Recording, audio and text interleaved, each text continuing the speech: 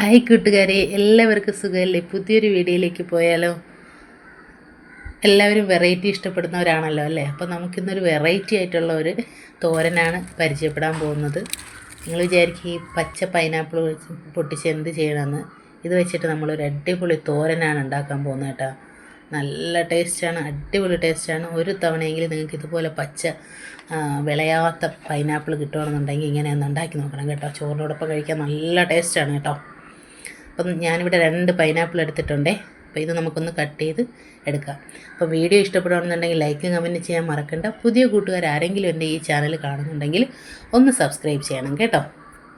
നമ്മുടെ പൈനാപ്പിളിൻ്റെ തോടെല്ലാം ചെത്തി കളഞ്ഞെടുത്തിട്ടുണ്ട് കേട്ടോ. 2 പൈനാപ്പിൾ നന്നായിട്ട് ചെത്തി അതിൻ്റെ തോട് മുള്ളുകളെല്ലാം കളഞ്ഞ് നല്ല വൃത്തിയാക്കി എടുത്തിട്ടുണ്ട്.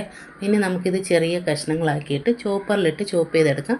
അല്ലാന്നുണ്ടെങ്കിൽ അല്ലാതെ നമ്മൾ തോരത്തിനൊക്കെ ചെറുതായിട്ട് നുറുക്കിയെടുക്കില്ല, അതുപോലെ കുത്തി അരിഞ്ഞെടുക്കുമല്ലോ, അങ്ങനെ എടുത്താലും മതി. ഞാനിവിടെ എളുപ്പം വിചാരിച്ചിട്ട് നമ്മുടെ ചോപ്പറിലിട്ടിട്ട് ഇതുപോലെ 2-3 കഷ്ണങ്ങളാക്കി ഇട്ടിട്ട് ചോപ്പ് ചെയ്തെടുത്തിട്ടുണ്ട്. ഇതുപോലെ നന്നായിട്ട് തോരത്തിന് അരിയുന്നത് പോലെ ചോപ്പ് ചെയ്തെടുത്തിട്ടുണ്ട്.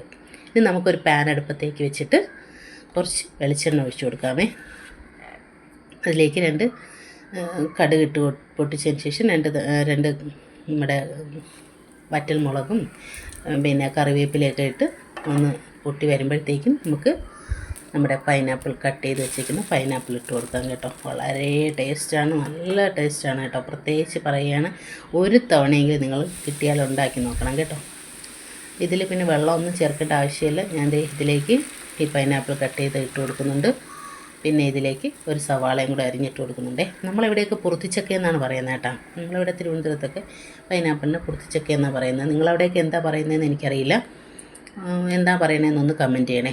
അപ്പം ഞാനിത് നമ്മുടെ സവാളയൊക്കെ ഇട്ട് നന്നായിട്ട് ഇളക്കിയിട്ട് അടച്ച് വയ്ക്കുന്നുണ്ട് കേട്ടോ. ഇതേ കണ്ടില്ലേ, ഈർപ്പം വരുന്നുണ്ട്, അതിൽ നിന്ന് തന്നെ ഈർപ്പം ഇറങ്ങി വരുന്നുണ്ട്. അപ്പോൾ അതിലേക്ക് വേറെ വെള്ളമൊന്നും ചേർത്ത് കൊടുക്കരുത്. വെള്ളം ചേർത്ത് കഴിഞ്ഞാൽ ഇത് കൊള്ളില്ല. വെള്ളം ചേർത്തുണ്ടാക്കുന്ന ഒരു തോരനേ അല്ല. അപ്പം ഞാനിതിൽ കുറച്ച് മുളക് പൊടിയും മഞ്ഞൾപ്പൊടിയും ഇട്ട് കൊടുത്തതിന് ശേഷം കുറച്ച് തേങ്ങ ഇട്ട് കൊടുക്കുന്നുണ്ട്. തേങ്ങ ഞാൻ അരച്ചിട്ടൊന്നുമില്ല, തേങ്ങയിട്ട് കുറച്ച് ഉപ്പും കൂടെ ഇട്ട് നന്നായിട്ടൊന്ന് ഇളക്കി നല്ല മിക്സാക്കി എടുക്കുന്നുണ്ട് കേട്ടോ. നല്ല ടേസ്റ്റാണ് കേട്ടോ. ചെറിയൊരു മധുരം കാണും, ചെറിയൊരു മധുരമേ കാണുള്ളൂ, വലിയ മധുരമൊന്നും കാണില്ല.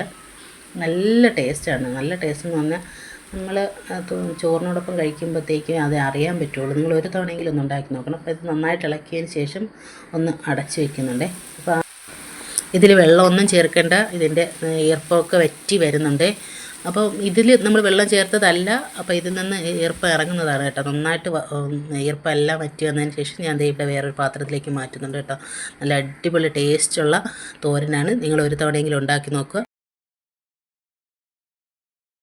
ഇതിൽ വെള്ളമൊന്നും ചേർക്കാൻ പാടില്ല കേട്ടോ. വെള്ളം ചേർത്തിട്ടുണ്ടാക്കുന്നതേ അല്ല. മധുരമൊന്നും അങ്ങനെ അധികം ഓവർ മധുരമൊന്നും കാണില്ല. ഇത് വിളയാത്ത പൈനാപ്പിളല്ലേ, അപ്പോൾ അതിൻ്റെ ആ ഒരു ടേസ്റ്റ് ആയിരിക്കും കേട്ടോ. അപ്പോൾ നിങ്ങൾ ഒരിക്കലെങ്കിലും ഒന്ന് ഉണ്ടാക്കി നോക്കുക. ഇത്രയേ ഉള്ളൂ ഇന്നത്തെ വീഡിയോ. പുതിയ വീഡിയോ ആയിട്ട് നമ്മൾ വീണ്ടും കാണും. അതുവരെ എല്ലാവർക്കും നല്ലൊരു ദിവസം ആശംസിച്ചുകൊണ്ട് ടാറ്റാ.